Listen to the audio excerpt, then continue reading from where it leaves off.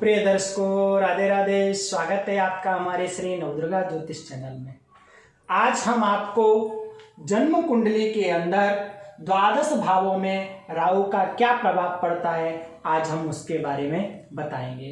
अब हम बात करते हैं कुंडली के प्रथम स्थान में अगर राहु बैठा है तो यह जातक रोगी होता है, अपने कुल के अंदर श्रेष्ठ होता है और यह जातक लाल नेत्रों वाला क्रोधी होता है तथा यह जातक अधिक से अधिक बोलने वाला होता है और यह जातक के जीवन में नीच लोगों की संगति के कारण यह जातक जीवन में कई प्रकार के दुखों से दुखी होता है। अब हम बात करते हैं जन्म कुंडली के द्वितीय भाव में अगर राहु बैठा है तो यह जातक साहसी होता है, कई प्रकार के कार्य करके यह धन को कमाने वाला होता है, परंतु यह जातक के जीवन में धन अधिक नहीं रुकता, क्योंकि धन स्थान में राहु कई प्रकार के खर्च देने वाला होता है और यह जातक को अपने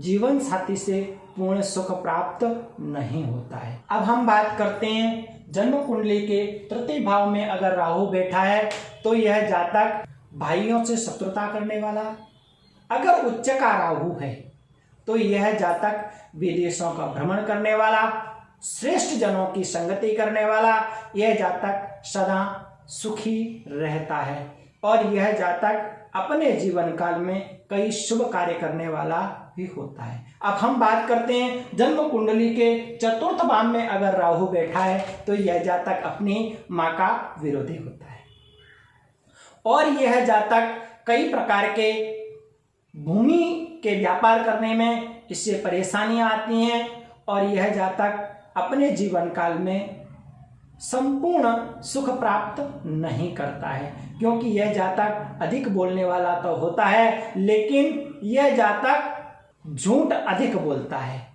और यह जातक अपने इष्ट मित्रों से प्रेम करने वाला और परिवारी जनों से द्वेष करने वाला होता है। अब हम बात करते हैं कुंडली के पंचम स्थान में अगर राहु बैठा है तो यह जातक संतान से दुखी होता है तथा जातक क्रोधी होता है, कई भाषाओं को जानने वाला होता है। अगर उच्च का राहु है तो यह जातक कई विदेशों के द्वारा या कई व्यापार के द्वारा यह धन को कमाने वाला होता है और यह जातक के अगर नीच का राहु है तो यह जातक संतानहीन होता है। अब हम बात करते हैं कुंडली के षष्ठम स्थान में अगर राहु बैठा है तो यह जातक श्रेष्ठ होता है, शत्रुओं का नाश करने वाला, कोई भी शत्रु इसके सामने टिकने वाला नहीं होता है। अगर राहु नीच का है या दुष्ट ग्रहों के साथ बैठा है तो यह जातक कई रोगों से पीड़ित होता है और इस जातक के जीवन में कई अनिष्ट कार्य होते रहते हैं। अब हम बात करते हैं जन्म कुंडली के सप्तम स्थान में अगर राहु बैठा है तो इस जातक का जीवन साथी है वह अधिक बोलने वाला होता है तथा यह जातक का जीवन साथी अधिक धन खर्च करने वाला होता है, परंतु इसे अपने जीवन साथी से पूर्ण सुख प्राप्त नहीं होता है। वैसे तो राहु सप्तम स्थान में दो शादी के योग बनाता है और अगर शुभ ग्रह से दृष्ट है तो यह जातक के जीवन में शुभ कार्य भी होते हैं और सदा जीवन में उन्नति भी प्राप्त करता है, परंतु जीवन साथी से कलह अवश्य होता रहता है, संपूर्ण सुख प्राप्त नहीं होता है। अब हम बात करते हैं जन्म कुंडली के अष्टम स्थान में अगर राहु बैठा है तो यह जातक को पेट के रोग से सदा यह दुखी होता है, किसी न किसी रोग से पीड़ित रहता है और इस जातक को लोहे के वस्तुओं के द्वारा बहुत नुकसान प्राप्त होता है।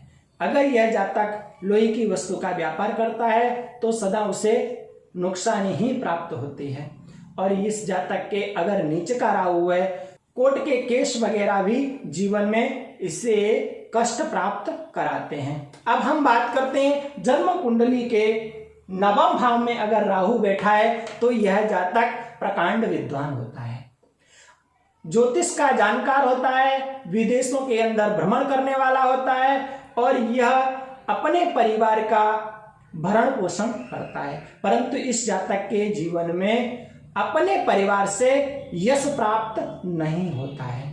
यह जातक कई प्रकार के दुखों से दुखी भी होता है, इसे संपूर्ण सम्मान प्राप्त नहीं होता है। परंतु यह जातक अपने जीवन में कई उच्च कार्य करता है और सदा समाज का सेवी होता है, समाज की सेवा करने वाला होता है। अब हम बात करते हैं जन्म कुंडली के 10वें भाव में अगर राहु बैठा है तो यह जातक साहसी होता है, अधिक बोलने वाला होता है, कई प्रकार के व्यापार करता है, तो उस व्यापार में कई प्रकार से यह उन्नति प्राप्त करता है। परंतु दुष्ट जनों की अगर संगति होती है तो यह जातक अपने जीवन काल में कुछ भी नहीं कर पाता है। सिर्फ अधिक बोल करके अपने बड़े बड़े सपनों को दिखाता है, लेकिन अपने सपनों को कभी साकार नहीं कर पाता है।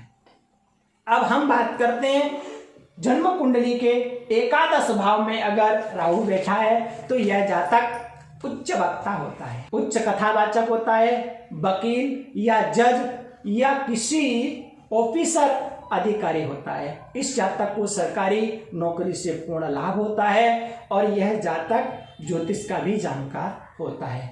परंतु इस जातक के जीवन में नीच का राहु है या किसी दुष्ट ग्रह से राहु दृष्टित है या संबंध बनाता है या नीच का है, तो इस जातक के जीवन काल में कई विघ्न आते हैं और पूर्ण उन्नति नहीं कर पाता है, सदा दुखी रहता है। लेकिन फिर भी यह जातक अपने कार्य को सदा समय से करने वाला और श्रेष्ठ समाज से भी होता है। अब हम बात करते हैं जन्म कुंडली के 12 भाव में अगर राहु बैठा है तो यह जातक अपने जीवन काल में कई प्रकार के व्यापार तो करता है, लेकिन इससे संपूर्ण फल की प्राप्ति नहीं होती है, क्योंकि यह सदा अपने दुष्ट मित्रों से अधिक सलाह लेने वाला होता है। इसलिए सदा इसके इष्ट मित्र इसकी उन्नति नहीं होने देते हैं। किसी न किसी कारणवश यह जातक अपने समाज का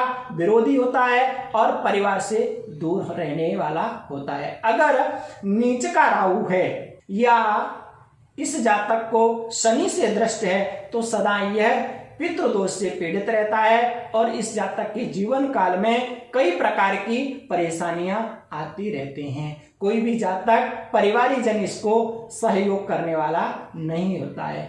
इस प्रकार से आज हमने कुंडली के अंदर राहु का 12 भावों में क्या प्रभाव पड़ता है उसके बारे में बताया। राहु की कुदृष्टि और दुष्प्रभाव को समाप्त करने के लिए सदा राहु का 5.25 रत्ती का गोमेद धारण करना चाहिए। राहु का यंत्र भी आता है, उससे भी आप धारण कर सकते हैं। अगर आप नहीं कर सकते तो भगवान शिव की सदा पूजा करनी चाहिए। जो व्यक्ति काली तिली और दूध मिलाकर के जल के अंदर भगवान शिव का अभिषेक करता है तो उससे राहु के जो दोष हैं वह कम हो जाते हैं और यह जातक अपने जीवन में उन्नति प्राप्त करने के लिए राहु का जाप अवश्य करे, या खुद न कर सके तो किसी ब्राह्मण के द्वारा राहु का जाप कराए और उसका दशांश हवन कराए, दशांश मार्जन और तर्पण करे।